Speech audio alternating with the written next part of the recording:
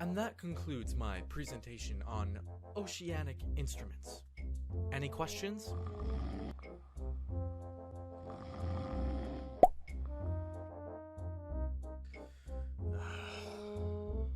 No red.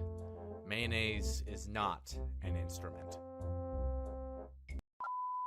Salutations, gentlefolk. I'm Gentleman Jex, and it's about time that we cover Magic the Gathering's Blue. For Magic the Gathering, blue has always been associated with mental prowess, artifacts, and even deceptive illusions. And unlike the other colors of Magic the Gathering, blue has barely changed at all, actually. It's kept its focus on the three components I just mentioned. And yet, despite this, blue continues to be widely considered the strongest color overall in Magic the Gathering.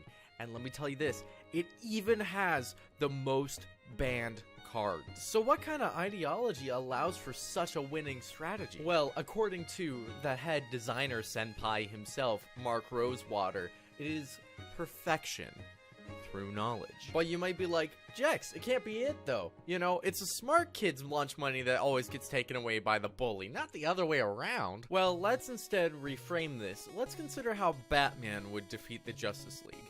Through preparation. You see, card games, specifically trading card games, are right up Blue's alley anyways. It's not necessarily quick thinking or believing in the heart of the cards, Yugi, that, you know, wins every single freaking match. It's more like the actual preparation and the thought process gone through when you're building a deck. This is where Blue excels. Blue believes that they must be prepared for any oncoming situation with as much knowledge as possible at hand. As an example, your opponent has Olimog, the Infinite Gyre, front and center on the field. Do you A. play a Frost Lynx to tap Olimog, B. bounce Olimog back with an unsummon, or C. deck out your opponent with Merfolk Secret Keeper? I can already hear you just typing in the comments, well, Jex, like, I don't have all the information here. I don't know how many cards are on the field. I don't know if I have any cards on the field. I don't know what's in their graveyard. I don't know if they have any untapped mana and cards in their hand. Like, what do? I don't have enough information. And that, my friends, is the basis of Blue's ideology. They want to be prepared for any situation by accumulating as much knowledge as possible. But it's not just individual decisions that Blue seeks to perfect. It's also decisions of the world around Blue. The perfect drink, the perfect tan, the perfect island vacation. 2 hours later. Anyways, you can see that Blue seeks perfection in everything.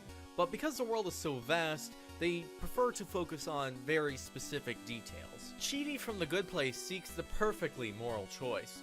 Megamind, who is literally blue, seeks to be the perfect supervillain.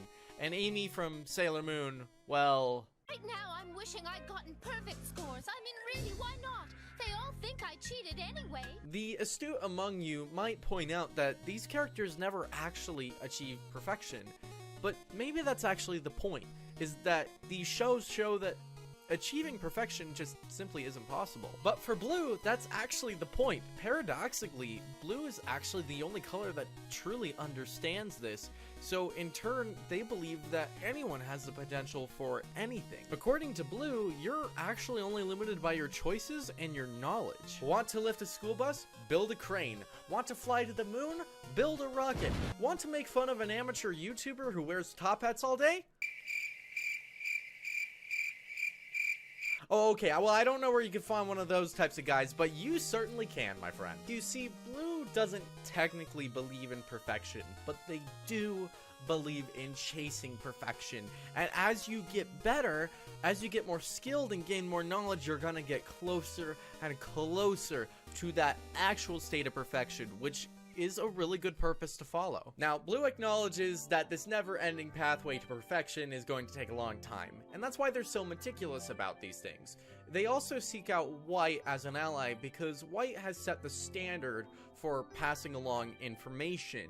So if Blue is going for perfection that may take multiple lifetimes, it's important to make sure that we never ever lose are knowledge to begin with. And on the other hand, blue recognizes it takes ambition in order to break tradition, in order to find a better, more perfect way.